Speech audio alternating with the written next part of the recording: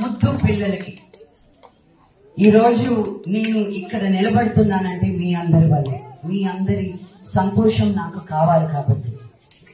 ఇంతకు ముందు మేము 2022లో వచ్చినప్పుడు నేను కొన్ని స్కూల్స్కి వెళ్ళినప్పుడు నేను చదువుకునేది మెడ్రాస్లో, దాని తర్వాత హైదరాబాద్లో, దాని తర్వాత అమెరికాలో. నేను చిన్నప్పుడు మా ఊరికి వెళ్ళేదాన్ని, మోదుగులపాలెం అని, నాయుడుపేట అని, మాది రాయలసీమ, నెల్లూరు జిల్లా. నేను అనుకోలేదు ఇలా వచ్చి మళ్ళీ నేను గవర్నమెంట్ స్కూల్ పిల్లలతోటి స్కూల్ హెడ్ మాస్టర్ మోదుగులపాలెంలో. మా నాన్నగారు ఇలాగే గవర్నమెంట్ స్కూల్లోనే చదువుకున్నారు. ఆయనకి నాకు తేడా ఏంటంటే ఆపర్చునిటీ, రైట్?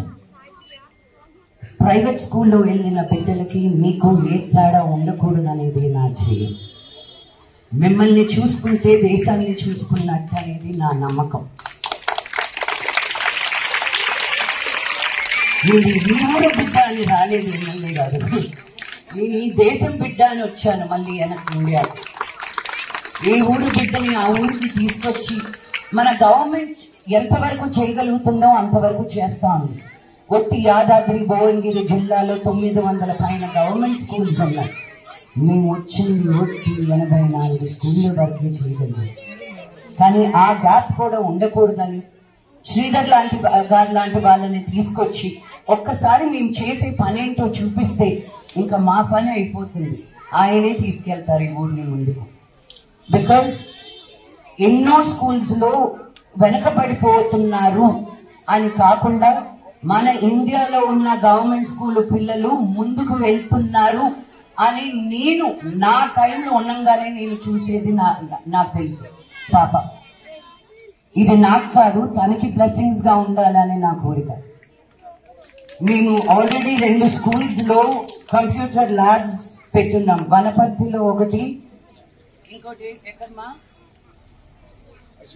సిరిపురం రామన్నపేట మండల్లో, అండ్ యూపీఎస్ వడపర్తి భువనగిరి మండల్లో. ఈ 2 దగ్గర కూడా కంప్యూటర్ ల్యాబ్స్ పెట్టడం జరిగింది. నేను రావాల్సిన అవసరం లేదు. ఇప్పుడు నేను ఇక్కడ కూర్చొని ఈ స్కూల్లో మాట్లాడుతున్నానంటే మా 33 స్కూల్లో పనులు అయిపోయాయి. ఎందుకు వచ్చి మిమ్మల్ని అందరినీ పిలిచి ఎందుకు ఈ మీడియా మిత్రుల ద్వారా ఈ ఊర్లో పుట్టిన బిడ్డలు చూసి ఒక్కొక్క స్కూల్ దత్తత తీసుకుంటే 1 సంవత్సరంలో మనం ఈ డిస్ట్రిక్ట్ మొత్తాన్ని మార్చుకోవచ్చు. మారుస్తాను కూడా. మేము మాటలు ఇచ్చేవాళ్ళం కాదు, చేసి చూపించేవాళ్ళం. టీచ్ చేంజ్ లో మేము ఇప్పుడు లక్ష్మీ నరసింహస్వామి టెంపుల్కి వెళ్ళి వస్తున్నారా, అక్కడ సంస్కృత్ స్కూల్ కూడా వెళ్ళడం జరిగింది. అక్కడ కూడా హాస్టల్స్ కడతానని హామీ ఇచ్చారు శ్రీధర్ గారు. శ్రీధర్ గారు పని చెయ్యాలని అందరికీ ఉంటుంది, కానీ అది పని నిజంగా జరుగుతుందా లేదా అనడానికి టీచ్ చేంజ్ మీతో నడుస్తూ మీరు అనుకునిందల్లా ఈ ఊరికి అయ్యేటట్టు చూస్తామని నేను మీకు హామీ ఇస్తున్నాను. నా మాటని మన్నించి ఈ రోజు ఇక్కడికి వచ్చినందుకు థ్యాంక్ యూ అనిల్ కుమార్ గారు. ఇలాగే మేము శ్రీకాకుళం, విజయవాడ, గుంటూరు, చాలా వెనుకబడిన ఊర్లో మండల్స్ కి వెళ్ళి ఫస్ట్ టైం నేను మొన్న మా కులదేవత నాగలమ్మ దేవికి దండం పెట్టుకోవడానికి మోదుగులపాలెం వెళ్ళినప్పుడు అక్కడున్న గవర్నమెంట్ స్కూల్ నుంచి చూసా. ఇక్కడే కదా మా తాత నేర్పించింది, నేను దేశాన్ని బాగా చేస్తున్నాను, మా ఊరికి రాలేదు ఇంకా అని. అప్పుడు మా ఊరికి వెళ్ళి మా ఊర్లో నేను ఈ స్మార్ట్ క్లాస్ రూమ్ ఓపెన్ చేసినప్పుడు నాకు వచ్చిన ఆ ఆనందం నేను మాటల్లో చెప్పుకోలేను. ఇలాగే మీకు ఈయనకి ఏ తేడా లేదు. నెక్స్ట్ మీరు కూడా ఇక్కడ కూర్చొని నా స్కూల్ కి నేను ఇది చేస్తున్నాను అని మీరు చేస్తారని నాకు ఆ నమ్మకం. మీరు మీకన్నా ఇంగ్లీష్ నేర్చుకున్నారు, ఆయన తెలుగు మీడియం స్కూల్కి వెళ్ళారండి 8వ క్లాస్ వరకు. సో మీరు ఆల్రెడీ ముందున్నారు మా శ్రీధర్ గారి కంటే, అవునా కదా?